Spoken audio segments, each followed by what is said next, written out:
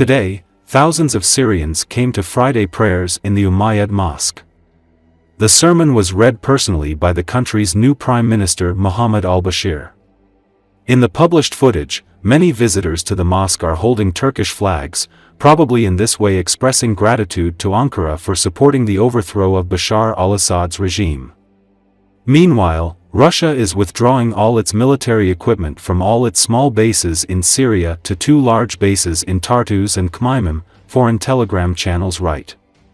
Against the background of the successful advance of the rebels in Syria, the Kurdish armed groups, under whose control is the vast territory of the Arab Republic, appealed to Israeli officials for help. This is reported by the Israeli media. It is noted that after the fall of the Bashar al-Assad regime, the dialogue between Israel and the Kurds became more intense. You control the airspace, you took the big mountain without hesitation. Everyone is afraid of you. We are for you. You must help us, it's in your interests, said one of the commanders of the so-called Syrian Democratic Forces. During the civil war in Syria, the Kurds managed to establish control over a quarter of the country's territory. On the following day, the rebels fought the Kurdish cities of Manbij and Deir ez-Zor in the east of Syria, including the airport, as well as the strategically important Al-Bukamal, which is located on the border with Iraq. In the northeast of the country, the Kurds lost Ein-Issu and reached an agreement on the cessation of fire with the rebels.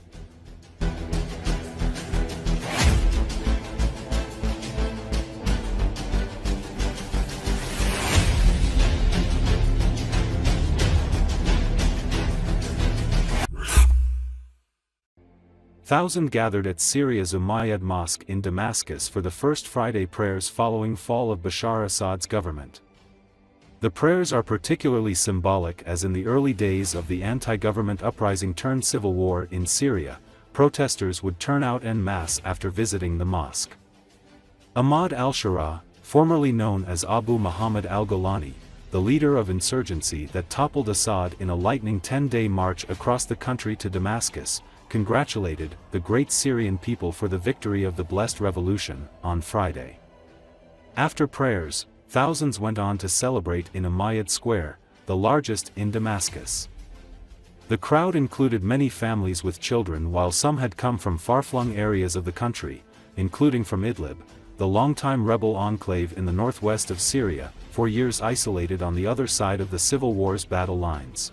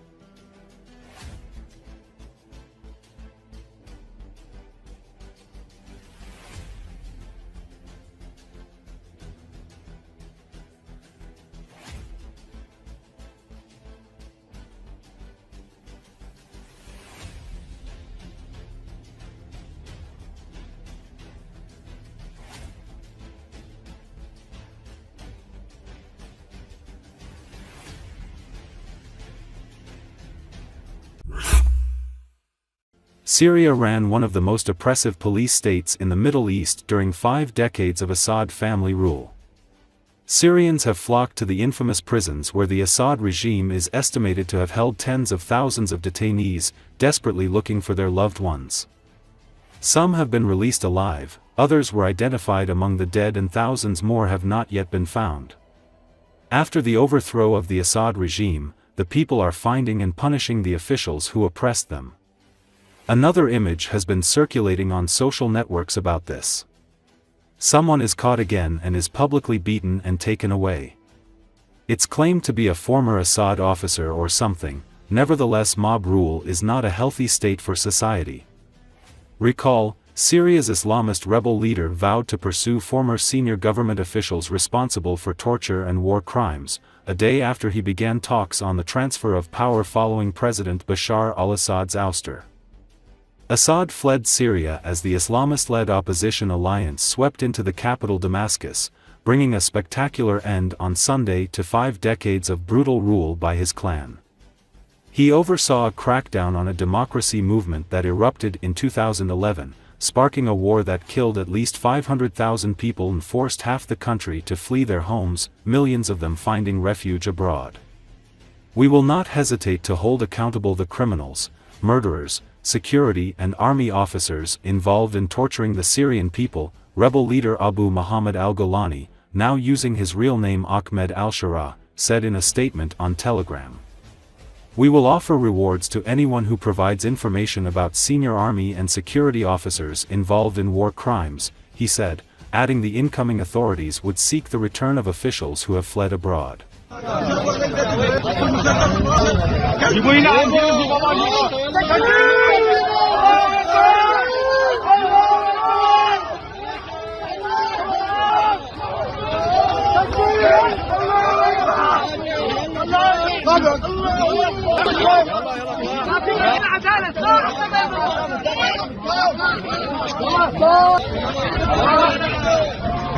اللي بعده يلا اللي بعده شباب